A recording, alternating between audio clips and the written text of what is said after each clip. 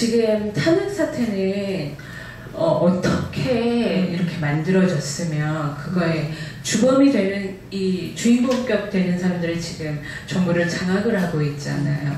거기에 대해서 탄핵 사태를 보시는 눈이 남다르실 것 같아요. 네.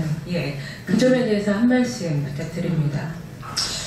그때 이제 사실 그때는 우리는 이제 되게 무서웠죠, 사실. 그죠? 솔직히 얘기해서 막 문자 폭탄, 그 다음에 국회를 둘러싸고 협박하고 민심을 배신할 거냐, 뭐 그 다음에 이제 저는 뭐 또 민주당이었기 때문에, 근데 민주당 비주류였죠. 그런데 이제 더 막 압박을 많이 받고 있었고, 그래서 이제 자칫 잘못하면 유혈 사태까지 날 수 있는 그런 상황이었는데, 그런 상황에서 이제 의원들이 뭐 사실 그때는 탄핵 절차로 가자라는 것 자체에 대해서는 사실은 많은 의원들이 뭐 친박이든 비박이든 간에 그렇게 얘기들을 했던 것 같아요, 제 기억으로는. 왜냐하면 이 유혈 사태로 가면 안 되니까 국회에서 끝내자 뭐 이런 얘기들이 오가고 있었는데, 그 안에서 이제 전 민주당이 있었으니까 제가 기억하는 거는 민주당 우리가 뭐 볼 때는 야 이게 숫자가 안 되지 않냐 이런 얘기들이 있었죠. 그런데 그 한국당, 그러니까 새누리당에서 숫자가 된단다 뭐 이렇게 이제 의총에서 이렇게 얘기가 있으면서 탄핵하는 쪽으로 이제 갔는데, 박근혜 탄핵 때 우리가 얼마나 어려웠습니까? 그래서 우상호, 노회찬, 박지원 이 세 사람이 뭉쳐서 새누리당 격파작전을 하자. 특히 제가 김무성 대표하고 만나서 내가 20표가 필요하거든요. 그래서 안전하게 40표 달라 했더니 저한테 형님 40표 됐습니다. 시작한 거예요. 그런데 나중에 보니까는 이 분위기가 좋아져가지고 60표 이상 확보됐다. 이렇게 해가지고 표결을 했는데 62표 차로 탄핵이 가결됐지 않습니까? 그래서 이번에 이건 똑같은 어떤 의미에서 보면 사법적 판결과 역사적 판결이 난 거기 때문에 이번에 더 좋은 기회고, 양심적인 한국당 의원들을 설득, 포섭해서 15명인가 국회 대청소를 해버리면 돼요. 15명 정도, 15명이 부족한데 안전하게 20표는 확보하고 나가야 된다. 이것을 사당 지도부가 체계적으로 해야 된다. 못하겠으면 박지원이를 모셔가라. 제가 했지 않습니까? 지금 와서 생각해보면 우리 뭔가에 홀린 것 같은 그런 분위기였던 것 같아요. 사실 뭐 너무나 당연하게 탄핵하는 쪽으로 갔던 것 같거든요. 근데 일단 막 무슨 막 그 방송, 특히 JTBC 방송에서 막 나오는데 완전 거의 마녀처럼 됐던 것 같아요. 마녀 사냥. 거의 진짜 마녀 사냥이죠. 지금 생각해 보면. 그래서 자기는 아무것도 모르고 거의 바보고, 최순실이 모든 걸 조종하고, 그래서 연설문도 최순실이 다 이렇게 하고 그냥 써주는 대로 읽고 뭐 이런 정도 수준으로. 근데 거기에 굉장히 왜곡과 과장 같은 것들이 있었던 것 같고, 심지어는 이제 거기서 여성이기 때문에 더 했던 것 같긴 한데, 막 그 청와대 안에서 뭐 맞았다,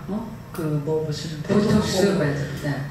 맞았다. 근데 그게 무슨 보톡스뿐만이 아니라 뭐 이상한 것도 얘기가 막 있었죠. 그래가지고 마치 이렇게 그 뭔지 기억이 안 나는데 마치 이상한 환각 뭐가 있었던 것 같은 분위기였어요. 그 방송의 내용들은. 그러니까 청와대 안에서 그 환각성에 있는 뭘 막고 막 그런 일들이 있었던 것 같은 분위기, 그런 느낌으로 막 하고 뭐 굿했다는 얘기도 막 있고, 그죠? 그러면서 특히 이제 또 신앙이 있는 사람들은 충격을 받았죠. 저게 뭐지? 막 이랬는데, 근데 그게 사실은 그냥 뭐 이런 의혹이 있다 이렇게 방송이 된 게 아니고, 제 기억에는 그냥 기정사실화 해서 막 나왔어요. 그래서 야, 이보다 더한 일이 있겠는가 이런 정도였으니까. 근데 지금 보면 대부분이 지금 근거 없는 얘기, 네. 그 다음에 보톡스가 아니고 그 무슨 약 이런 것도 사실은 실질적으로 그런 데 쓰인 게 아니라 그게 무슨 비상약으로 상비돼 있던 네. 그런 다른 용도였잖아요. 근데 그거에 대해서 전혀 사실은 많이 다루지를 않았죠. 방송들도. 그다음 구테타 이런 문제들도 반박이 거의 없었어요. 네. 반박이 거의 없는 상태에서 그냥 일방적으로. 그리고 이제 지금 와서 보면 방송이라는 게 우리가 이렇잖아요. 저쪽이야 상대방은 막 이렇게 얘기를 해도 우리 쪽 방송은 이제 좀 반박도 해주고 막 이렇게 하면서 사람들이 긴가민가 이렇게 하고 네. 지나가는데 그냥 모든 데가 다 그렇게 되니까 네. 야, 뭐 방송의 성향이나 이런 걸 다 떠나서 일사불란하게 저렇게 하는데 저기 거짓이 있을 수 있겠냐 이런 거에 대해서 아무도 의심하지 않죠. 그래서 이제 그때 뭐에 홀린 것처럼 뭐 네. 이렇게 해가지고 그리고 막 압박을 받는 상황에서 또 당연히 이제 저는 그 민주당에 있었으니까 네. 사실 제가 아무리 비주류라고는 해도 진영 논리 같은 게 또 있었죠. 그래서 그렇죠. 진영 논리 입장에서 상대니까 네. 별로 그렇게 배려를 해서 굳이 고민하고 이렇게 안 했다는 게 더 맞는 문제인 것 같고요. 그냥 그런가 보다 했지 진짜일까 아닐까 고민 안 했던 거죠. 근데 지금 보니까 굉장히 잘못된 부분이 많고 네. 그래서 저는 사실은 야 이게 우리가 이제 앞으로는 어떤 문제가 방송이 되든 뭐라고 얘기를 하든 그대로 믿고 막 그 무슨 집단 심리에 의해서 네. 군중 심리에 의해서 네. 막 하는 거 이제 그만해야 되겠구나. 이거 그렇죠. 큰일 나겠구나. 나라 망치겠구나. 이런 막 회한이 들죠, 사실은. 네. 그리고 그런 반성도 들고 그래서 저는 사실은 그 이후에 이런 것들을 지켜보면서 제가 사실은 굉장히 무섭다는 생각도 하고 세상이 무섭구나. 그러면서 저 스스로도 뭔가 어떤 얘기들이 나올 때 네. 잘 안 믿기 시작했어요. 그래서 네.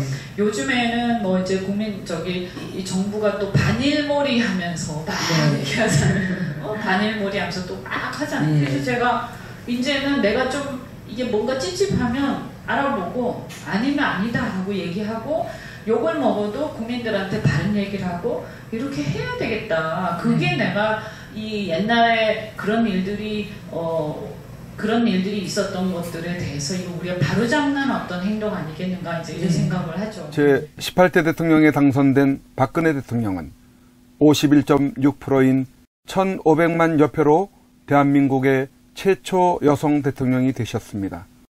부친 박정희 대통령의 정신을 가지고 대한민국과 결혼했다고 하는 그는 오직 대한민국만을 바라보고 국정을 해오던 중 온갖 불의한 세력들에 의해 탄핵이라는 어처구니 없는 불행한 사태를 맞아 지난 2017년 3월 31일 서울구치소에 수감되어 지금까지 옥살이를 하고 있습니다. 시간이 지나면서 박근혜 대통령의 결백이 알려지고 있는 가운데 분노하고 있지만 정작 박근혜 대통령께서는 구치소 안에서 홀로 꿋꿋이 투쟁을 하며 3년, 30년, 300년을 구형하던 불의한 재판에 타협하지 않고 계십니다. 박근혜 대통령의 존재가 정의와 자유를 사랑하는 정의로운 국민들의 희망일 것입니다. 하지만 오랜 기간 동안 구치소 생활 가운데 정신은 강할지라도 육신은 쇠약해져 계실 것입니다. 이에 여러 국민들의 도움이 절실히 필요합니다. 그것은 바로 엽서와 서신 보내기입니다. 지금까지 엽서 서신 보내기에 동참한 국민들은 약 15,000명 내외로 보여집니다. 이는 박근혜 대통령을 18대 대통령으로 선택해 주신 유권자 1,500만 명의 0.1%에 해당하는 아주 적은 수치입니다. 대통령께서 더욱 꿋꿋하게 버티시게 하는 힘은 국민 여러분들의 관심 어린 서신입니다. 아직까지 동참하지 못하고 계시는 국민들께서 적어도 10% 정도인 150만 명은 엽서 서신 보내기에 꼭 참여하셔서 대통령을 다시 볼 수 있을 때까지 이 일에 함께 해주시면 좋겠습니다. 매일같이 산더미처럼 배달되는 여러분들의 엽서 서신을 통해 대통령께서는 크게 힘을 얻게 될 것입니다. 참여하는 방법으로는 선구자 방송에서 발행한 엽서를 주문하여 보내시고자 하시는 분들은 선구자 방송 연락처 010-2507-4861에 문자로 여러분의 성함과 정확한 집 주소와 엽서 수량을 적어 주시기를 바랍니다. 엽서는 지금까지 1차 9장 1세트, 2차 9장 1세트, 3차 엽서 9장 1세트가 발행되어 있어서 주문 시에는 각 회차당 몇 세트인지를 표기해 주시고 엽서 대금은 세트당 10,000원을 농협 360-02-140-392 예금주 황진무로 입금해 주시고 문자에 엽서를 주문해 주시면 되겠습니다. 그리고 별도로 서신이나 문구점에서 엽서를 이용하시는 분들은 서울구치소, 경기도 군포시 군포우체구 사서함 20호 수용자번호 503 박근혜 대통령 앞으로 보내시면 되십니다. 선구자 방송에서 발행한 엽서는 박근혜 대통령의 모습과 뜻깊은 사진으로 제작을 하여 그 의미를 가지고 있어서 박근혜 대통령께 더욱 감동이 전달될 것입니다. 지금까지 3차에 걸쳐 발행한 엽서는 다음과 같습니다. 보시고 꼭 엽서 서신 보내기 150만 명 10%에 동참하셔서 훗날 참 잘했다라는 긍지와 위안이 되시기를 바랍니다. 내가 가는 길이 험하고 멀지라도